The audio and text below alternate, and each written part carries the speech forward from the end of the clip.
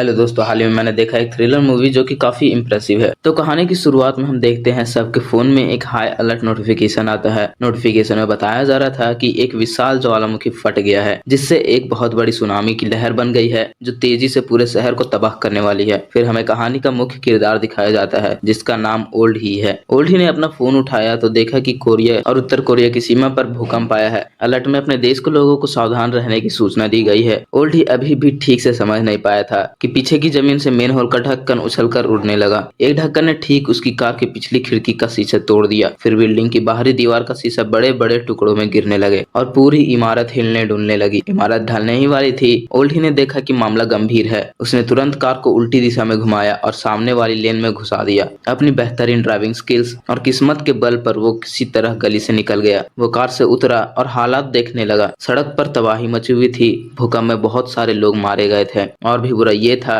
कि पास की एक ऊंची इमारत उसकी तरफ गिरने ही वाली थी। ओल्ड ही ने पूरी ताकत से भागना शुरू कर दिया। फिर से किस्मत ने साथ दिया और वो बाल बाल बच गया। जल्द ही न्यूज में इस आपदा की खबर आई। रिपोर्ट में बताया गया कि भूकंप का कारण बैकडू माउंटेन यानी कि चांगबाई पर्वत का ज्वालामुखी फटना था, जिससे 7.8 तीव्रता का शक्तिशाली भूकंप आया। कोरिया प्रायद्वीप भूकंप क्षेत्र में स्थित है, जिस कारण सी रूट ठप हो गए। सड़कें पूरी तरह टूट चुकी थी और लोगों में भारी मौतें देखी गई। यहाँ तक कि लेबर पार्टी की मीटिंग में शामिल नेता और अधिकारी भी प्रभावित हुए। देश तुरंत इमरजेंसी में चला गया। चीन, अमेरिका और दक्षिण कोरिया ने सबसे तेजी से रिएक्शन दिया। चीन ने 5 हैवी आर्मर्ड कंबाइंड ब्रिजेस को तुरंत चीन उत्तर कोरिया सीमा पर तैनात कर दिया ताकि अपनी जमीन और नागरिकों की सुरक्षा सुनिश्चित कर सके। अमेरिका ने 2 एयरक्राफ्ट भेजे। दक्षिण कोरिया में तैनात अपने सैनिकों और डेवलपमेंट्स को तुरंत बुलाया। दक्षिण कोरिया सबसे ज्यादा घबराया हुआ था क्योंकि वो उत्तर कोरिया से लगा हुआ है और सियोल ज्वालामुखी 500 किलोमीटर से भी कम दूरी पर है। अभी तक बैकडू माउंटेन में कुल 4 मैग्मा चैम्बर्स हैं। सिर्फ पहले नंबर के मैग्मा चैम्बर्स के फटने से इतना भयानक तबाही हुई। अगर बाकी की फट गए तो जान माल का नुकसान कितना हो सकता है। खासकर चौथा मैग्मा चैम्बर। सिमुलेशन से पता चलता है कि अगर वो फट गया तो उत्तर और दक्षिण कोरिया दोनों देश मिनटों में मिट जाएंगे। जियो साइंटिस्ट जियोंग फेंगाई ने सुझाव दिया कि 200 लोगों को मैग्मा चैम्बर के नीचे सुरंग खोदने के लिए भेज दिया जाए ताकि कुछ मैग्मा बाहर निकल जाए और पत्थर की परत का दबाव कम हो सके।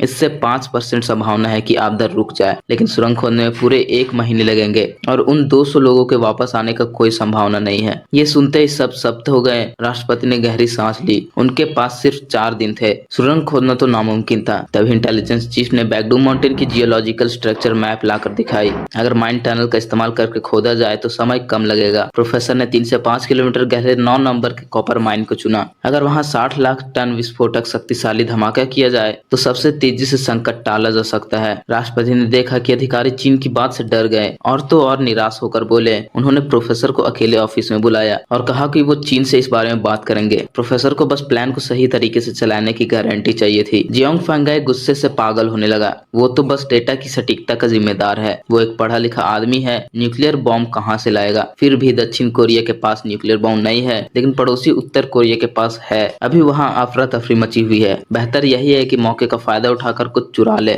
मौत के खतरे के बीच राष्ट्रपति ने दांत पीसकर हामी भरी और तुरंत ऑर्डर दिया, देश के टॉप बॉम्ब डिस्पोजल एक्सपर्ट को इकट्ठा करो। कमांडर का सबसे पहले दिमाग में आया ओल्ड ही, यानी कि वीडियो की शुरुआत में जो था। वो शख्स बॉम्ब डिस्पोजल की इस लाइन में सबसे जरूरी चीज होती है। 13 साल का अनुभव रखने वाले टॉप एक्सपर्ट ओल्ड ही के पास किस्मत भी थी और अनुभव भी, लेकिन जब उसे मिशन बताया गया तो वो तुरंत मना कर दिया। अगर वो मिशन स्वीकार करता है तो उसकी पत्नी को अमेरिका में सुरक्षित जगह भेज दिया जाएगा। परिवार की सुरक्षा के लिए उसे मजबूरन हामी भरनी पड़ी। अगले दिन दक्षिण कोरिया ने पूरे देश के बॉम्ब एक्सपर्ट्स को बुलाया। उन्हें उत्तर कोरिया में घुसकर बॉम्ब चुराने भेजा जाना था। न्यूक्लियर बॉम्ब कहाँ रखे हैं इसकी कोई जानकारी नहीं थी, इसलिए उत्तर कोरिया ने किसी हाई रैंकिंग जनरल को गाइड बनाना था। मिलिट्री डिपार्टमेंट के ली जनपिंग, लेकिन उसकी जासूसी पहले ही पकड़ी जा चुकी थी और उसे गुप्त रूप में जेल में डाल दिया गया था। अच्छी बात यह है कि उसके सिर में लगा जीपीएस अभी तक पकड़ा नहीं गया था। मिशन को पूरी तरह सफल बनाने के लिए दोनों टीम गई। एक ओल्ड ही की लीड में टीम एक्सपर्ट जो बॉम्ब को डिसआर्म और फिर इंस्टॉल करने का टेक्निकल काम करेगी। दूसरी super elite special force team जो कैदी को रेस्क्यू करेगी, दुश्मनों को साफ करेगी और एक्सपर्ट्स की सुरक्षा करेगी। जाने से पहले एक्सपर्ट टीम को न्यूक्लियर बॉम्ब के डेटोनेशन मैकेनिज्म का क्रैश कोर्स दिया गया, क्योंकि दक्षिण कोरिया के पास असली न्यूक्लियर बॉम्ब नहीं है, सिर्फ मॉडल पर प्रैक्टिस। यहाँ तक कि बैटल हार्ड ओल्ड है। फिर इन जटिल इंस्ट्रूमेंट्स को देखकर हैरान हो गए। असली न्यूक्लियर बॉम्ब कितना खतरनाक होगा इसका अंदाजा लगाना मुश्किल था। 3 घंटे बाद दोनों टीम रवाना हुई। स्पेशल फोर्स की सैनिक चाल ढाल के सामने टेक्निकल टीम बिल्कुल फीकी पड़ रही थी। दोनों प्लेन चुपके से उत्तर कोरिया एयर स्पेस में घुसे। वहाँ ज्वालामुखी की राख बहुत ज्यादा थी।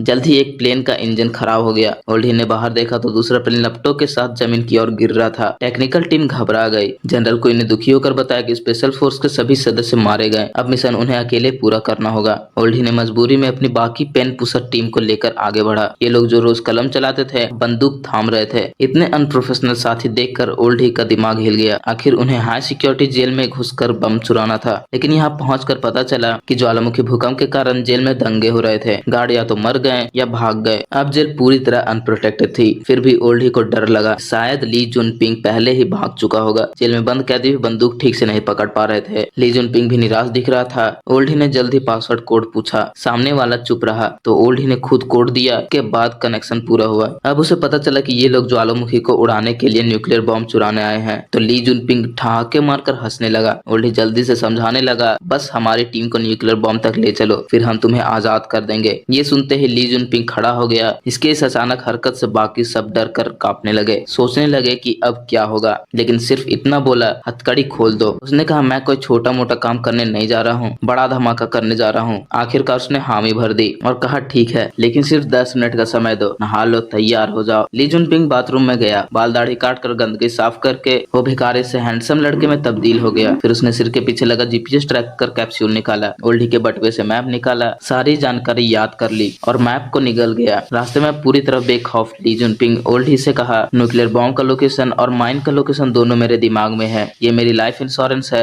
अगर तुम कोरियाई बाद में पीछे हट गए तो मैं तुम्हें बचा नहीं पाऊंगा। ओल्डी को ये बात चुभ गई, लेकिन मजबूरी में चुप रहा। जल्दी वे उत्तर कोरिया के मिलिट्री बेस तक पहुंच गए। आर्मियों ने चारों तरफ जांच की और रिपोर्ट दी कि बाहर के गार्ड हटा दिए गए हैं। सिर्फ कुछ लोग अंडरग्राउंड बंकर में छिपे हुए हैं और इन्हें लड़ाई का कोई अनुभव न होने के बावजूद ओल्डी ने तुरंत अटैक प्लान बनाना शुरू कर दिया। लेकिन ली जुनपिंग की नजर में ये प्लान छेदों से भरा हुआ था। उसने व्यंग से कहा, इतना समय बाहर घूम फिर कर क्या करोगे, सीधे पावर सप्लाई काट दो। दुश्मन अंधेरे में घबरा जाएंगे, फिर हम अंदर घुसकर काम तमाम कर देंगे। ओल्डी ने उनकी बात मान ली और प्लान को नए सिरे से बनवाया। सब सावधानी से बेस में दाखिल हुए, लेकिन जल्द ही दुश्मनों को भनक लग गई और जोरदार फायरिंग शुरू हो गई। अच्छा हुआ कि आखिरी मौके पर पावर कट कर दिया गया। अंधेरे में ली जुनपिंग की मदद से स्थिति पलट गई और फायदा उनकी टीम को मिला। फिर ली जुनपिंग सबको लेकर अंडरग्राउंड लेवल 3 पर ले गए। एक कंटेनर के सामने रुक कर अंदर चला गया। ओल्डी को शक हुआ, लेकिन अंदर जाकर पता चला कि ये कंटेनर असल में छिपी हुई एलिवेटर थी जो कोर न्यूक्लियर बेस तक जाती थी। एलिवेटर 500 मीटर नीचे रुकी। दरवाजा खोलते ही सामने उत्तर कोरिया के 6 intercontinental ballistic missile nuclear warhead देखा। सब देश के राष्ट्र खजाने के स्तर के। ओल्डी और उसके आदमी हैरान रह गए। उत्तर कोरिया की न्यूक्लियर टेक्नोलॉजी की ताकत देखकर सब दंग हो गए। होश में आते ही ओल्डी ने तुरंत रेडिएशन चेक करने को कहा। ली जुनपिंग को शरारत ना कर सके इसलिए उसे एक खंबे से बांध दिया। टीम सीढ़ी चढ़कर मिसाइल हेड के पास गई। पहले प्रोटेक्शन बॉक्स हटाया, फिर आउटर कवर अलग किया, डेटोनेशन वायर काटे,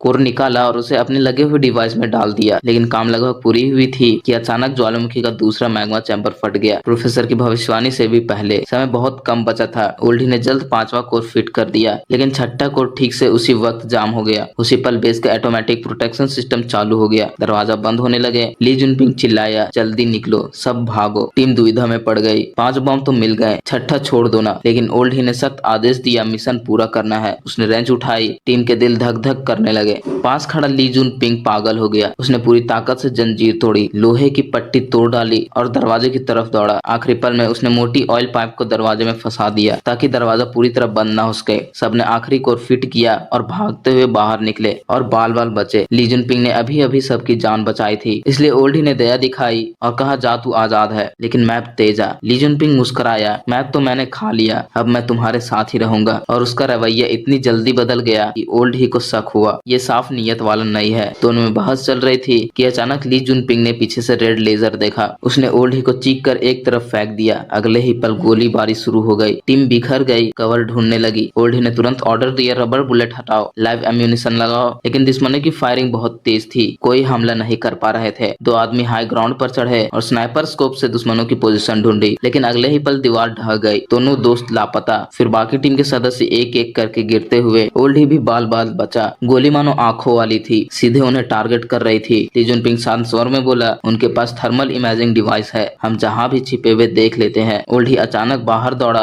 ली जुनपिंग ने कभी ऐसा बेवकूफ बिना टैक्टिक वाला अटैक नहीं देखा था। ओल्डी कार के ऊपर फिसला, चाकू निकाला, ऑयल टैंक में छेद कर दिया, गैसोलीन बहने दिया, फिर गाड़ी स्टार्ट करके बीच में ले आया और टीम को ऑयल टैंक पर गोली मारने को कहा और खुद बाहर कूदा। गैसोलीन की लाइन जल उठी, पूरी आग की दीवार बन गई, थर्मल इमेजिंग काम करना बंद कर दिया। तभी पता चला हमला करने वाले अमेरिका सैनिक थे। अमेरिका पहले ही उत्तर कोरिया के न्यूक्लियर बम पर नजर रखे हुए थे। ओल्डी के चुराने का फायदा उठाकर उन्होंने मेंटिस कैचिंग साइक्लोप्स वाला खेल खेला। मिशन फेल होने का अंदाजा लगते ही अमेरिका सैनिकों ने छिपना छोड़ दिया। वे सीधे दक्षिण कोरिया कमांड सेंटर में घुसे और सारी कमांड अपने हाथ में लेने की मांग की। अमेरिका राजदूत चियोंगवडे राष्ट्रपति भवन पहुंचा और राष्ट्रपति को धमकाया। ओल्डी और टीम से न्यूक्लियर बम सौंपने का आदेश दो। उसने कहा, तुमने अंतर्राष्ट्रीय कानून तोड़ा है। अगर ये बम हमें सौंप दो तो हम अंतर्राष्ट्रीय स्तर पर तुम्हारी मदद करेंगे, वरना तुम्हें वर्ल्ड न्यूक्लियर बम डिपार्टमेंट का हथियार बनाकर दुनिया में बदनाम कर देंगे। राष्ट्रपति चाहे माने या ना माने, अमेरिकी सैनिक पहले ही उनकी गर्दन दबा चुके थे। प्रोफेसर जियांग ने देखा कि खेल खत्म तो बैग उठाकर भागने की तैयारी करने लगा। दूसरी तरफ सिर्फ ओल्डी और ली जुनपिंग ही बचकर निकल पाए। ओल्डी अभी भी अपनी साथियों की चिंता में था। अचानक जिन साथियों के साथ उसने जान जोखिम में डाली थी, उन्हीं ने उस पर हमला कर दिया। अब ओल्डी को होश आया तो ली जुनपिंग किसी रहस्यमय व्यक्ति से फोन पर बात कर रहा था और पुतिन शहर में मिलने की बात तय कर रहा था। ओल्डी गुस्से में चिल्लाया, मुझे यहाँ क्यों बांध रखा है? ये ली जुनपिंग अब छिपाने की जरूरत नहीं समझा। उसने कहा, मेरी और मेरी बेटी की भविष्य के लिए मैंने तुम्हें इस एक्सपर्ट को और न्यूक्लियर बॉम्ब को विदेशी आर्म डीलर को बेच दिया है। ओल्डी ने समझाया, पागल मत बनो, ज्वालामुखी फटने में सिर्फ 17 घंटे बचे हैं। अगर मिशन पूरा नहीं हुआ तो पूरा देश मिट जाएगा। लेकिन ली जुनपिंग अब दक्षिण कोरिया पर से भरोसा उठ चुका था। वो तो चाहता था कि सब कुछ जल्दी से खत्म हो जाए, क्योंकि रास्ता बहुत लंबा था। छोटा ली को सड़क किनारे ही तीसरी बार शौच करना पड़ा। ओल्डी ने यह देखकर चुपके से अपने हाथ में बुलेट सेल को छटपटा कर लिया और बातचीत का बहाना बनाकर स्क्रू खोलने की कोशिश करने लगा। सफलता बस हाथ में आ ही गई थी कि अचानक छोटा ली गायब हो गया। अगले ही पल छोटा ली कार का दरवाजा खोला और चेतावनी दी कि बेकार की जिद मत करो। लेकिन ओल्डी इतनी आसानी से मरने वाला नहीं था। उसने तुरंत लोकेटर निकाला और उसे मुंह में डालकर निगल लिया। और ली ने पहले ही खुद अपने सर से दर्द सहकर लोकेटर निकाला था ताकि उसकी लोकेशन ना पता चले। लेकिन अब ओल्डी ने इस बेशर्म तरीके से उसे आसानी से काबू में कर लिया। गुस्से से लाल होकर छोटा ली उसे मारने दौड़ा। ओल्डी ने फुर्ती से हथकड़ी तोड़ी और ड्राइवर सीट पर बैठ गया। छोटा ली भी कम नहीं था। उसने पूरी ताकत लगाकर कार चढ़ाई की। फिर दोनों में जोरदार हाथापाई हुई। कार का संतुलन बिगड़ गया और वो पास के ढलान में जा गिरी। सौभाग्य से आर्मर्ड व्हीकल काफी मजबूत थी, इसलिए दोनों की जान बच गई। छोटा ली ने अपनी ताकत के बल पर ओल्डी को फिर से बांध लिया। थक कर चूर ओल्डी अब पूरी तरह टूट चुका था। वो अपनी पत्नी जिक्सू का जिक्र करके बहुत उदास हो गया। उन्होंने तय किया था कि रैंचुन द्वीप पर मिलेंगे, लेकिन जिक्सू जैसे ही क्रॉस रिवर ब्रिज पर पहुंची, व्हाइट हेड पर्वत का दूसरा विस्फोट हो गया। पूरी पुल हिलने लगी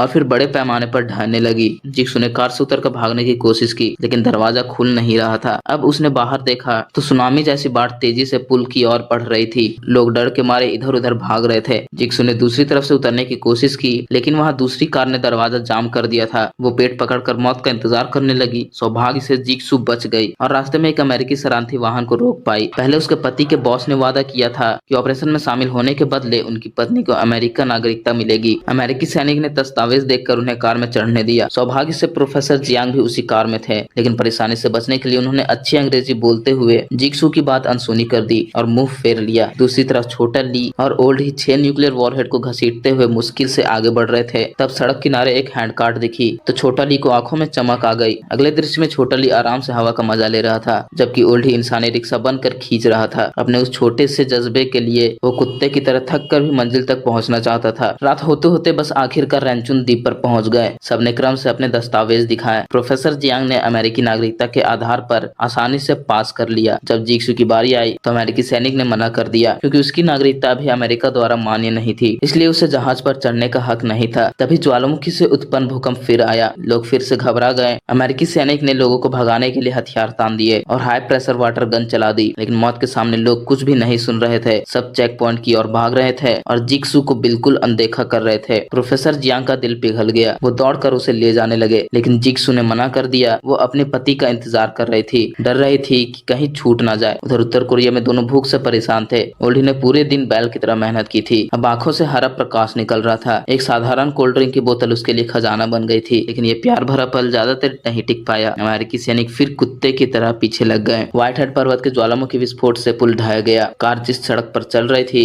वो टूटने लगी। महिलाएं गाड़ी की रफ्तार बढ़ा दी, क्योंकि उन्हें टूटते पुल से बचना था, और पीछे से चल रही ही गोलियों से भी। दोनों ने फ्रेम को कसकर पकड़ा। वो देखते रह गए कि पुल उनके सामने टुकड़ों में बट गए। अमेरिकी सैनिक अभी भी आग में घी डाल रहे थे। क्या उन्हें भूल गया था फ्रेम में न्यूक्लियर बॉम्ब है? जैसे ही टक्कर होने वाली थी, दोनों ने पूरी ताकत से फ्रेम ऊपर उठा दिया। इग्निशन डिवाइस जड़त के कारण वापस कार में गिर गया। बस कई कारों से टकराकर जबरन रुक गई। सवार लोग भी मौत के मुंह से बाल बाल बचे। इतने साथ जीने मरने के बावजूद भी सभी एक दूसरे से सतर्क थे। छोटा ली न्यूक्लियर बॉम्ब बेचकर अपनी बेटी के साथ कहीं दूर भागना चाहता था। ओल्ड ही को अभी भी मिशन पूरा करना था, पूरे देश को बचाना था, लेकिन इसके लिए उसे छोटा ली के दिमाग में बनी मैप चाहिए थी। जब स्थिति बिगड़ने लगी तो कार पुतिन शहर और माइन के चौराहे पर पहुंची। ओल्ड ही ने बंदूक नीचे रख दी। वो इस बेतुके मिशन के लिए आया था ताकि पत्नी को जिंदगी मिल सके। अब समय गिनती का था। जिक्सू को बचाओ जहाज पर चढ़ जाना चाहिए था। उसके पास अब कोई लगाव नहीं बचा था। उसने सोचा कि छोटा ली भी तो अपनी बेटी के लिए ही ऐसा कर रहा है, इसलिए उसे मौत की ओर नहीं ले जा सका। उसने छोटा ली से माइंड मैप मांगी और दोनों अलग हो गए। लेकिन ओल्ड ही ज्यादा दूर नहीं गया था कि पत्नी का फोन आ गया। जिक्सू ने शिकायत की कि तुम इतने खतरनाक जगह क्यों गए? हमारे होने वाले बेटे का क्या होगा? ओल्ड ही जवाब नहीं दे पाया। प्रोफेसर जियांग ने फोन छीन लिया और बताया कि ज्वालामुखी विस्फोट के भूगर्भ में बदलाव आया है। अब best detonator point 9 number mine की जगह 7 नंबर माइन है। लेकिन छोटा ली ने सिर्फ 9 नंबर की माइन लोकेशन बताई थी। ये सुनकर ओल्ड ही गुस्से से पागल हो गया और छोटा ली को पकड़ने की कोशिश की, जो दूसरी सड़क से जा रहा था। दूसरी तरफ छोटा ली पुतिन शहर पहुंचा। चारों तरफ तबाही थी। उसे लगा कि मेरी बेटी मर चुकी होगी, लेकिन अचानक खंडरों में उसकी बेटी दिख गई। पर बेटी की आंखों में सिर्फ गुस्सा और नफरत थी। छोटा ली बहुत शर्मिंदा हुआ। उसने बेटी की बहुत कम परवाह की थी और आपदा के समय साथ नहीं था। बेटी उसे देखकर काट खाने को तैयार थी। जैसे ही छोटा ली से गले लगने की कोशिश कर रहा था, पीछे से कई गाड़ियां आई। कुछ पूरी तरह हथियारबंद रहस्यमयी लोग उतरे और न्यूक्लियर बॉम्ब मांगने लगे। ये वही विदेशी हथियार तस्कर थे जिसने छोटा ली से गुप्त संपर्क किया था। अब उसे पता चला कि यहाँ बॉम्ब नहीं है। वो बहुत गुस्सा हुए। छोटा ली ने बेटी को अपना ढाल बनाया। तभी हमला शुरू हो गया। असल में अमेरिका सेना भी इस न्यूक्लियर बॉम्ब के पीछे पड़ा था और छोटा ली का पीछा करके यहाँ तक पहुंच गया। दोनों पक्षों में जमकर गोलीबारी शुरू हो गई। दोनों को पता नहीं था कि सामने वाली टीम कौन है। अचानक ओल्ड ही हॉर्न बजाते हुए मैदान में दाखिल हुआ। वो तुरंत सबका ध्यान खींच लिया। जब सबने देखा कि बैक साइड में न्यूक्लियर बॉम्ब का इग्निशन डिवाइस है तो दोनों तरफ लोग चिल्लाए, फायर रोक दो। ओल्ड ही ने सफेद रुमाल लहराया और दोनों पक्षों से शांत रहने का इशारा दिया। न्यूक्लियर बॉम्ब का इग्निशन डिवाइस में ही काले कपड़ों वाला आदमी आगे बढ़कर जांच करने लगा। इग्निशन डिवाइस पहले ही एक्टिव हो चुका था। उसने तुरंत ओल्ड ही से आदेश दिया कि इसे जल्द ही बंद करो। ओल्ड ही शांत स्वर में कहा, एक बार इग्निशन शुरू हो गया तो इसे रोका नहीं जा सकता। अमेरिका सैनिकों को भी कुछ गड़बड़ लगी। उन्होंने 2 सदस्यों को आगे भेजा ताकि स्थिति की पुष्टि कर सके। ओल्ड ही पागलों की तरह बटन दबाता रहा। दोनों पक्ष फिर से हथियार तानकर आमने सामने खड़े हो गए। तभी ओल्ड ही ने बहुत शांत पूर्वक कहा, इस इग्निशन डिवाइस पर जो टाइमर है वो ठीक व्हाइट हेड पर्वत के आखिरी विस्फोट के समय से मेल खाता है। जैसे ही समय शून्य पर पहुंचेगा, चाहे ज्वालामुखी फटे या न्यूक्लियर बॉम्ब, यहाँ मौजूद हर कोई मर जाएगा। ये सुनते ही सबकी बोलती बंद हो गई। जो चीज पहले बहुत मूल्यवान लग रही थी अब वो जलता हुआ आलू बन गई। सबने तुरंत पलटकर पागलों की तरह वहां से भागने का शुरू किया। ओल्ड ही छोटा ली के पास आया और उससे अनुरोध किया कि 7 नंबर का माइन का मैप मुझे बता दो। मेरे आदमी तुम्हें और तुम्हारी बेटी को सुरक्षित जगह लेकर चले जाएंगे। मैं अकेला माइन में जाकर मिशन पूरा करूंगा। छोटा नी ने ये सब देखा। उसने प्यार से बेटी के सर पर हाथ फेरा। मन में बहुत सारा लगाव और विदाई का दर्द था, लेकिन आखिरकार उसने फैसला कर लिया वो भी ओल्ड ही के साथ मिशन पूरा करेगा। इधर जिक्सू ने प्रोफेसर जियांग से सारी बात सुनी कि ओल्ड ही क्या करने जा रहा है। वो अपने पति का गर्व महसूस कर रही थी